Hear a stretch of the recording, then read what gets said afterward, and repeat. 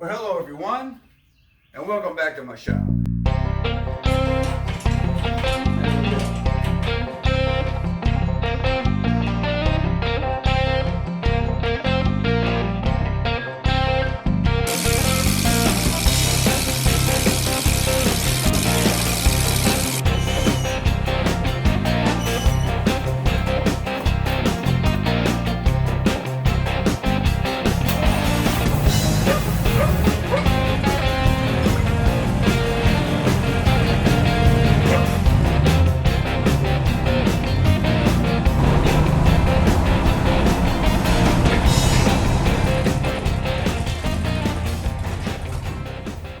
All right, and welcome.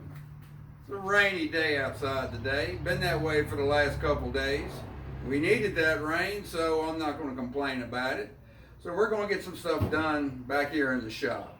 I've been messing around with the 75 Corvette a bunch lately, and I've been kind of ignoring the old 49 Chevy truck.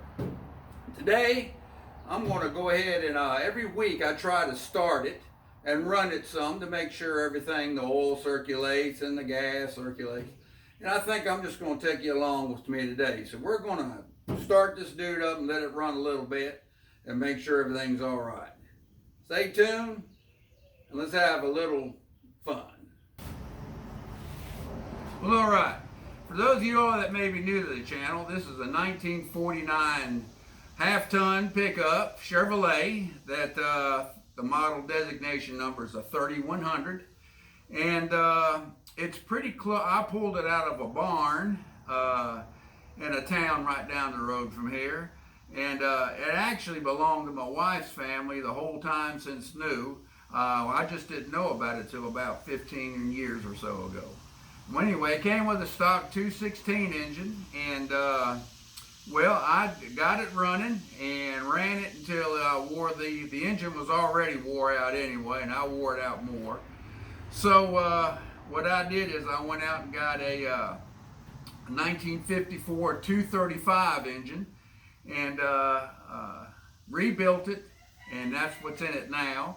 And I probably put about maybe, I think it's getting close to about not quite 15,000 miles. It's maybe 12, maybe about 14,000 miles on it now. And so far, it's been doing pretty good.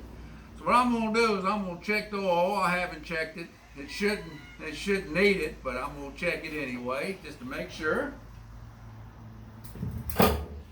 And yep, exactly where I left it the last time. It doesn't leak. Oh, well, it's got a few little leaks, but it doesn't really leak that much. It's got a slight leak out of the, I put new rear seals in it, and it weeps just a hair out of it. And one thing I didn't address when I rebuilt it is I didn't put a speedy sleeve on that harmonic balance, which I should have. I put a new seal in the timing cover, but still leaks a little bit about it. So one of these days I need to pull that harmonic balance and put a speedy seal in it. Otherwise, it's tight as a drum.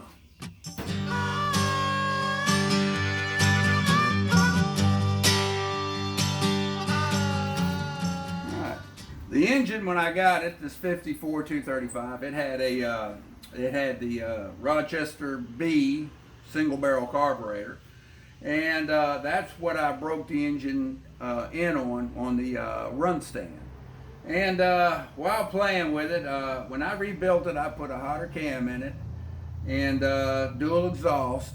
And I decided that in order to get the max advantage out of the cam and the exhaust, that I ought to increase the intake. So I originally tried to go with twin Rochester Bs. Well, the thing with going with twin carburetors is you want both carburetors to be a perfect match. In other words, they need to be the same revision too. And in my case, they weren't the same, and there was just enough differences to where I could not get it to run exactly how I wanted.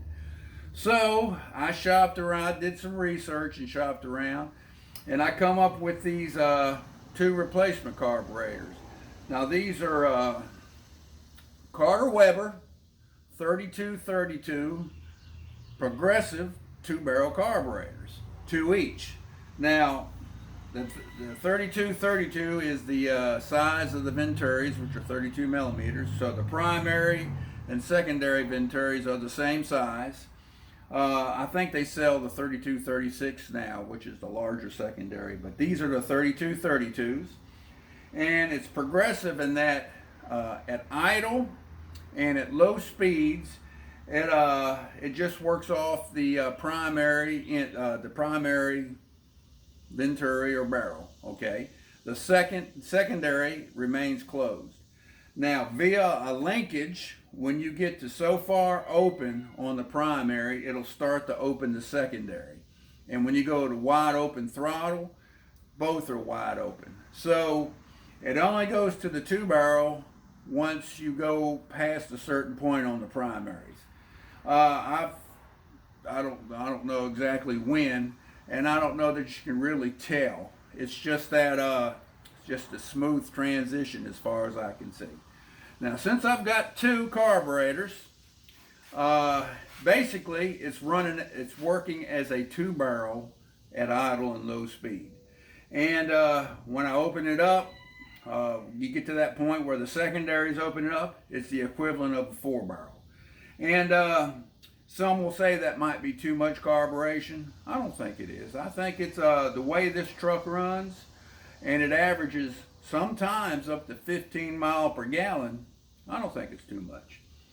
But anyway, another unique feature of this setup is it has electric chokes as opposed to the manual pull choke that the old Rochester B's had. So, I'm going to go through the procedure how I set up, get this thing to start cold. So stay tuned.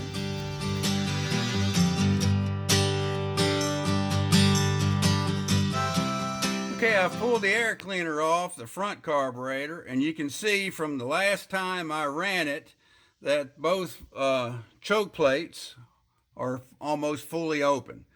Now, it's been almost, I'm ashamed to say it's been almost 2 weeks since I've started to run this thing. So it might take a little bit more to cranking to get it started, because what happens in this particular case, if this engine sits for about a week without running, it will, the fuel float bowl has a vent out to the atmosphere, and it'll vent the fuel, and the fuel will eventually vent out to the point where it's either totally empty or it's so low that the carburetor can't suck fuel out of it to get into the Venturis. So I've got to crank it sometimes a couple times to get fuel to flow, to get it to into the fuel bowl, and then enough fuel in order to squirt into the Venturis to start the thing. So what I'm going to do, I'm going to manually hit the throttle, which is right here. All right, and let me see, I'll get around my light. All right, maybe I'm hitting the button. Maybe that's the thing. Right here is the throttle that I'm going to lift up on. All right, so I'm going to lift up on it and watch what the chokes do. All right.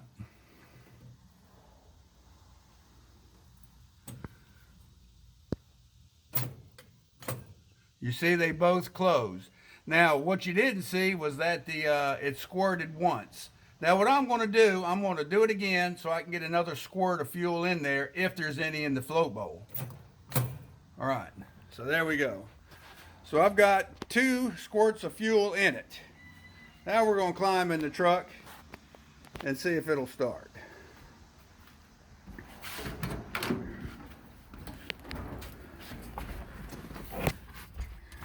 All right, so as you can see, I've got my stomp starter down here, which you can't see because I have no light, right next to the throttle right there. And here's my ignition key. All right, key on. We're in neutral. Don't need to pull my choke out, it's all automatic. I'm gonna hit the starter and let's see what happens. All right, it wanted to start, but it didn't. So I'm gonna pump it 2 more times. All right, Let's try it again. All right. No pump. I'm just going to try it again. Well, let's give it another couple pumps. It's almost like it's enough gas.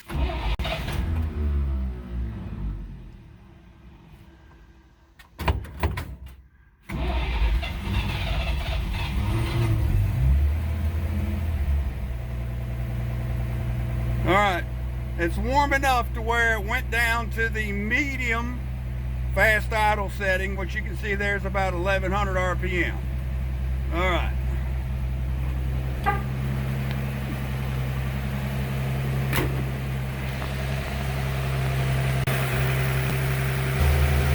right, it's still at the medium fast idle setting. It's been that way for maybe a minute. Now, normally, I would have kicked it, it would have gone to the higher, right? And then I would have kicked it down after about 20 seconds, and it would have went to this speed. I will show you how far the chokes are open now, but before I kick it down anymore.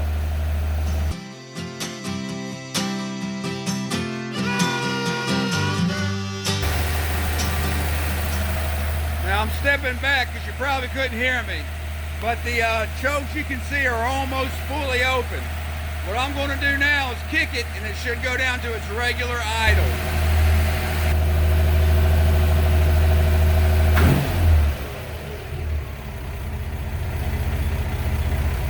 Now, it's down to its regular idle. It should still be charging because when I upgraded when I rebuilt the engine and installed it, I also upgraded the electrics to a 12-volt alternator. And there's the alternator right down there. All right. And we'll go in there and see how he's charging. If you look here, you can see the chokes are fully open now. Here you can see I've actually upped the idle some by foot, manually. I'm about out of gas, so I don't want to run it too long. You can see my temperature's jumping up some. See, my oil pressure it's pegged out at 30, and you can see I'm gonna see my RPM. See, it's not really, it's just a hair overcharging now, so I'm gonna let it idle. So it's just a hair. It kind of hangs out there. That really doesn't necessarily mean it's discharging, because the needle kind of hangs to the left of the center zero anyway.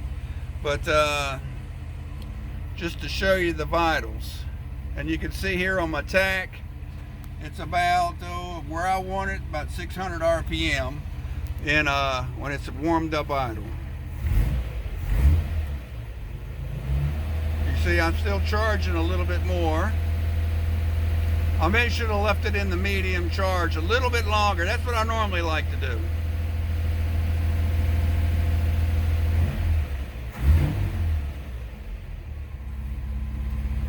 And I want the temperature to come up to the 180, which we get a little closer here. I want it to come to the 8 of the 180, and that's where it normally runs, pretty much where that dot is. And that's and you can tell the oil's still somewhat cold because the normal warmed up to temperature idle pressure is around 15 to 7, just a little above 15. So I say about 15, 16, or 17. That's idle. And anything above idle, it maxes out 30. Anyway. Okay, I want to point out a few other things that takes away from this being really stock. That is a flamethrower, Pertronics flamethrower distributor that has the Igniter 2 electronic ignition module in it. And that's the high voltage flamethrower 2 coil. And these are also HEI style high voltage plug wires. And it seems to run real good with that. Another modification I done, now I'm doing this, it's kind of either a review for those that may know, or for some of you all that may be new. I modified the draft tube to a PVC PCB valve, and you can see right here that I cut the portion off, put a rubber grommet and a PCV valve in it, and I turned the draft tube so it was that was the highest spot there, and I've got it going over here, and I'll show you to the intake manifold. That's a really good modification. I have a video I'll link up here that goes more in detail about that modification, and it ties in right here at the intake manifold. You see, I've got a T. I'm still running the vacuum wipers in this vehicle, in this truck, and they work great, even though it's sharing the vacuum with the PCV valve. So anyway, and I can tell by the heat, I believe my thermostat, yep, the radiator's hot, so my thermostat's open. Let's take a look inside here what the temperature says. And it's just about up to temp, all right? So that's good. Like I say, I don't want to run it too much because I'm about out of gas. I'm gonna have to put some gas in this tube.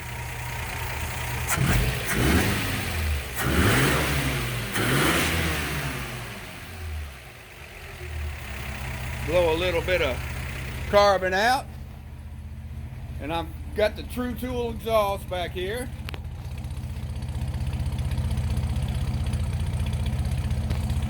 I'm gonna turn my fan on now so I can exhaust some. All right. Should have done that before. But anyway, all right, I'm gonna shut him down.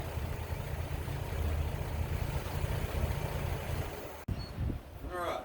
He got up to temp, started good. I just don't want to run it out of gas. Then we're gonna put the air cleaners back on. I like the style, but I'm thinking I might want to go to something a little bigger, something that may give a little more. Looks good.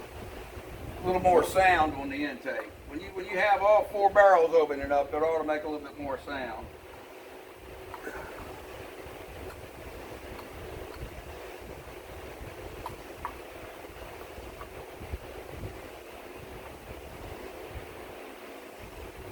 Now, with the PCV system, normally what you'd have is a tube coming out of your valve cover, and it would go into your air cleaner somewhere, and that's how you'd get the fresh air to go in for venting the internal of the engine. These air cleaners aren't big enough to have that kind of an input to it. So what I'm using here is an oil fill cap that's got the vent, screen, and filtering internal to it. So that way I can vent. The way your engine should vent is, it should pull fresh air in at the top, and then pull the byproducts of combustion out of the crankcase and bring it up, pull it back into the intake manifold and reburn it instead of dropping it down onto the road like the old draft tube did. PCV system is actually more efficient for venting your engine at all speeds. And it's good for the environment. It's one of those modifications that's a plus all the way around. So anyway. All right, that's the bypass oil filter. Brand new. It was orange, yellow and black, like how I refinished it. And that was on the original 216 engine that my wife's uncle, when he bought this truck new, had installed by the dealer. Other options he had installed, believe it or not, was the horn. That was an option. It did not come from the factory with a horn. Well, all right. Thanks for hanging around with me. I hope everything's going good with you and yours. Doo-dee-doo-doo. Who does that? Well, that's my wife's buddy. Be right back. All right, I'm back. I've learned not to answer them when I know it's for her, because they'll tell me to tell her stuff and I may or may not see her. It's better just to let them leave it on the answering machine and she can hear it that way. I'll tell you, sometimes you got to do what you got to do. But anyway, where was I? Oh yeah. I hope everything's going good with you and yours. Everything's going good here. Can't complain. Wouldn't do me no good to complain anyway. Just carry on. Take care of the business. and hoot and holler every now and then when the pressure D's released. So there you go. That's what a backyard in the field's good for. So have a good one, and I hope to see you around on the next one. See you.